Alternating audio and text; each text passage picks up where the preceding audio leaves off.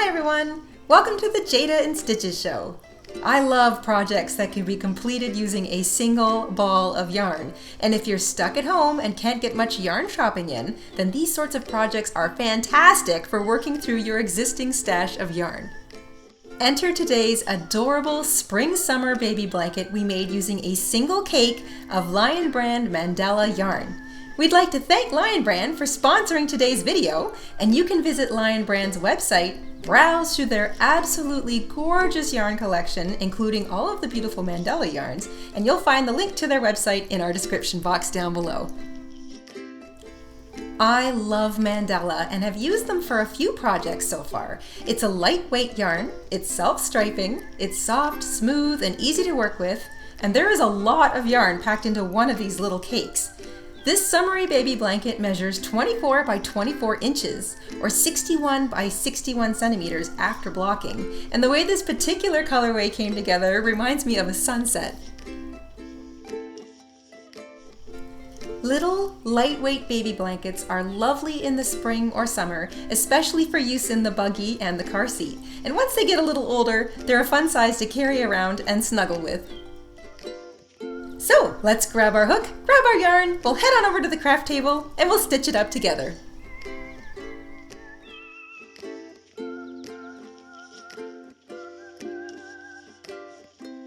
In order to make our one ball baby blanket, we're using Mandala. This cake is 150 grams or 590 yards and 100% acrylic. It's a size 3 or a lightweight yarn, so that's also equivalent to a DK. And this label also indicates that it's machine washable in cool water and you can tumble dry in the dryer on low heat. This particular colorway is called Pixie. You also need a pair of scissors, a yarn needle, and we're using a 5.5 millimeter hook today, also known as an I or a 9 in the US, a size 5 in the UK. And once you've got all that together, we can get started. If you really enjoy our show and you have a lot of fun with us here, then consider supporting us. You can subscribe, click the like button, share our videos with your friends, or you can purchase a pattern at our Etsy shop or join and become a channel member. You'll find more information in the description box down below, links to our Etsy shop, and also how to join, and there's more information if you click that join button below this browser. We're going to begin with a slip knot.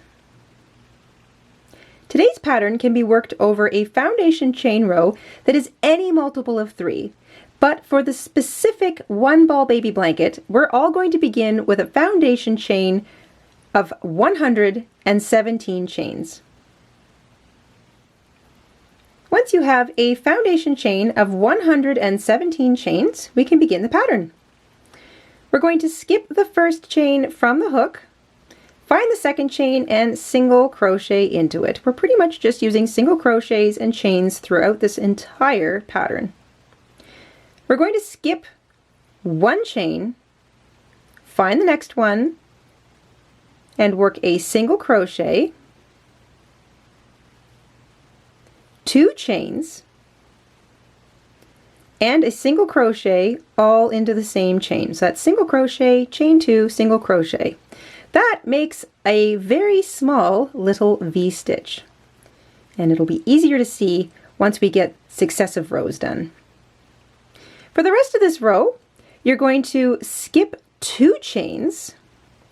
So skip 2 chains, find the third, and work a single crochet, 2 chains, and a single crochet all into the same chain. So single crochet, chain 2, single crochet. You get this little tiny V-stitch going. Skip 2 chains, find the third, single crochet, chain 2, single crochet, all into the same chain. I'll let you work at that all the way across, and I'll catch up with you near the end of row 1.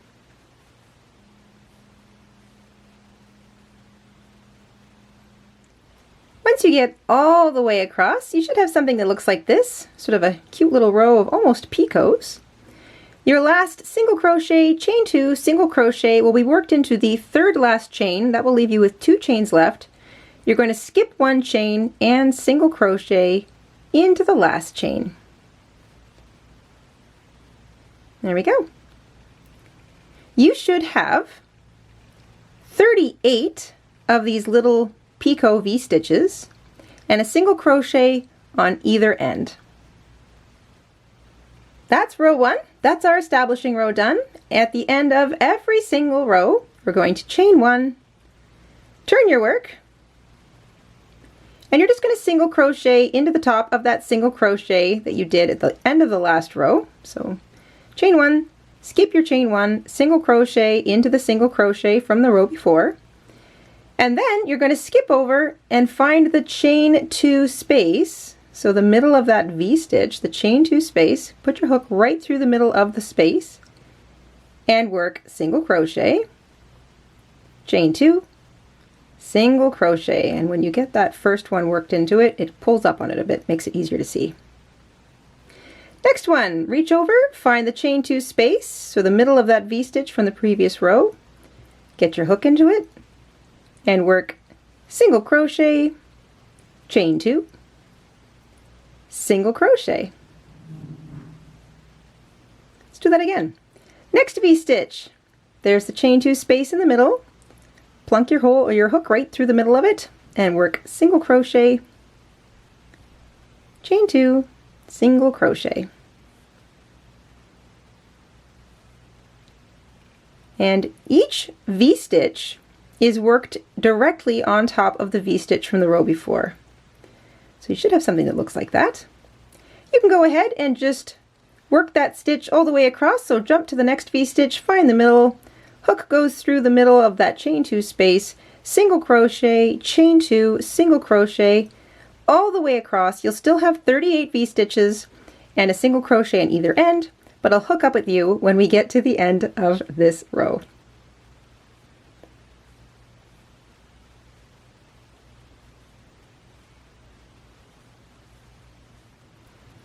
Just finishing the end of row 2, and oh my gosh, that is just such a darling little stitch. I absolutely love it. I've worked my last V-stitch, single crochet, chain 2, single crochet into the middle of my last V-stitch from the row previous. There's the single crochet that starts and ends each row, and I'm just going to single crochet into it. So that's how you begin and end every row, single crochet, just a simple single crochet. Everything else is V-stitches. We're going to chain 1, turn. You're going to do that at the end of every single row. Every row begins with a single crochet in that first stitch. So you single crochet into the top of the single crochet from the row before.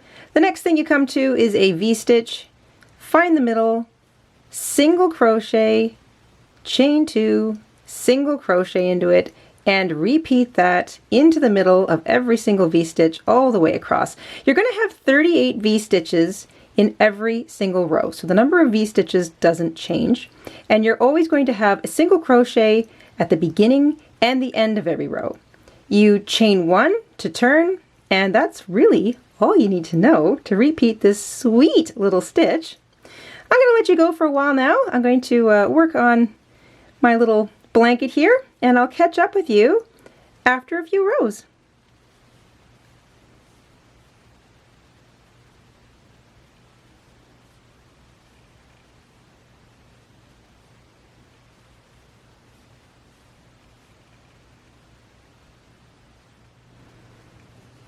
All right, I have completed 77 rows of our little baby blanket here. Now, if you're working on this pattern using a lot more yarn or making a different blanket size, you can repeat this pattern for any number of rows that you want, but it needs to be an odd number. But since we're only doing a 1 ball or a 1 cake blanket here, 77 is the number of rows we want to get to.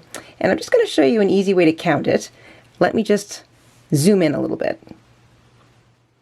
It's very easy to count your rows. You just want to count the number of little mini V-stitches going up in a single column. So if you just start at the bottom, you find the first little hole at the bottom that sort of marks the first V-stitch, and you just count up from there. So 1, 2, 3, 4, 5, 6, 7, etc.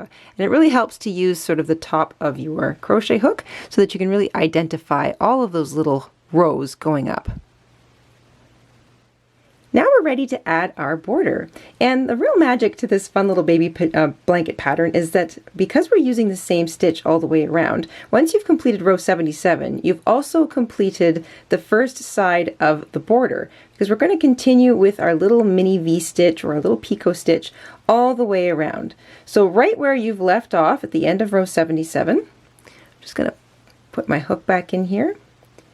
We're going to use that little single crochet. So you know how every row begins and ends with a single crochet. We're going to continue with that single crochet, chain 2, and single crochet back into the same place to create another one of those little V-stitch picots. So we're continuing now with our little V-stitch picot stitch all the way now down the side, the first side of our little blanket.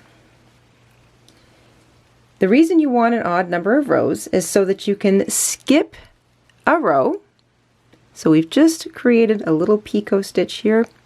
We're going to skip a row, and if you pull up, you can see like there's a little space right there. So this little space right here, we're going to skip that one. You're going to find the next space, and you're going to work the little V-stitch pattern into that. So single crochet, chain 2, single crochet. Then you skip the next space, find the next one on the way down, and work your single crochet V-stitch into that. Single crochet, chain 2, single crochet.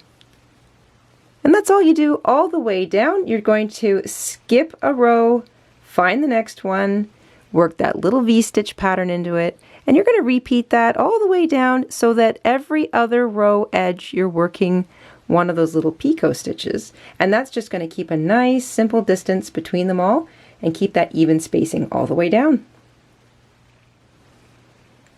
Once you've worked that little stitch all the way down the side of your blanket, so you're working one into the end of every other row, when you get to the bottom, you're going to hop right down. So instead of sort of working it into the side of the, you skip a row and then working it into the side of the first picot, you want to actually hop over that and down to the bottom of the foundation chain. So you're just going to hop down to the foundation chain, the one at the very end, work your first picot stitch into that corner.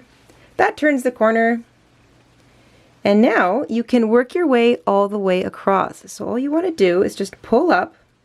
You'll see sort of where the obvious little place to work your next picot stitch is. We're going to be kind of working them underneath the picot stitch that was worked into that actual foundation chain.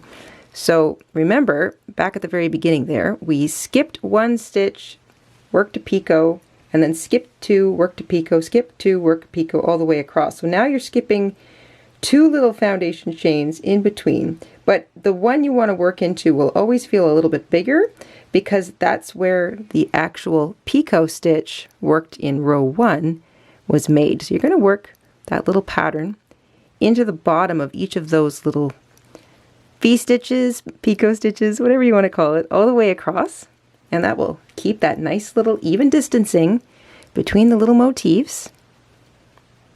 Like I say, just sort of pull up a little. You can see the sort of the bigger space. That's the one that the little V-stitch is worked into, and just work that all the way across the bottom.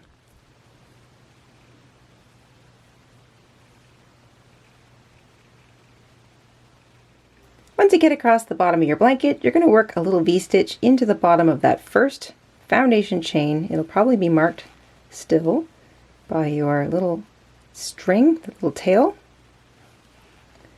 And now we're going to work up the other side. So I'm just going to get that tail, move it out of the way.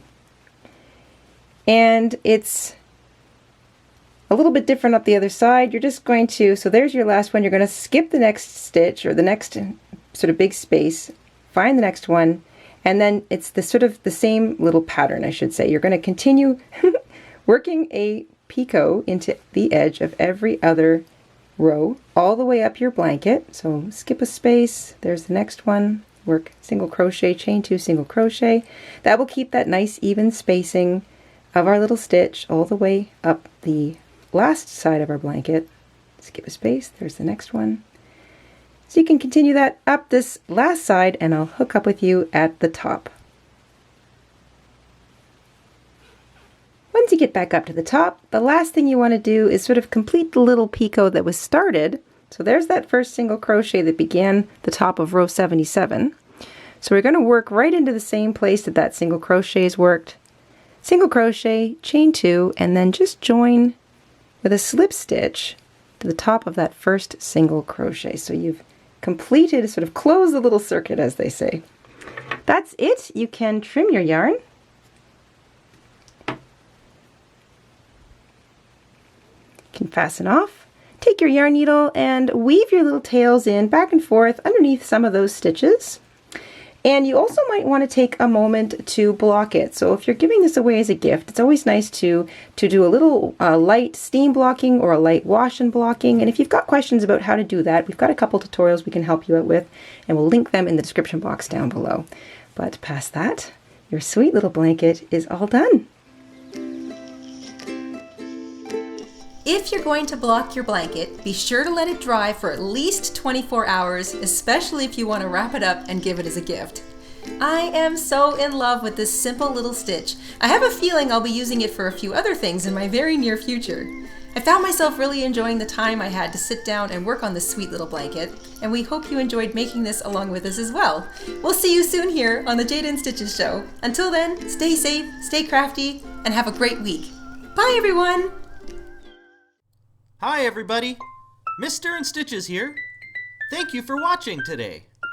Here are some of our other videos you might be interested in. Oh, and don't forget to subscribe.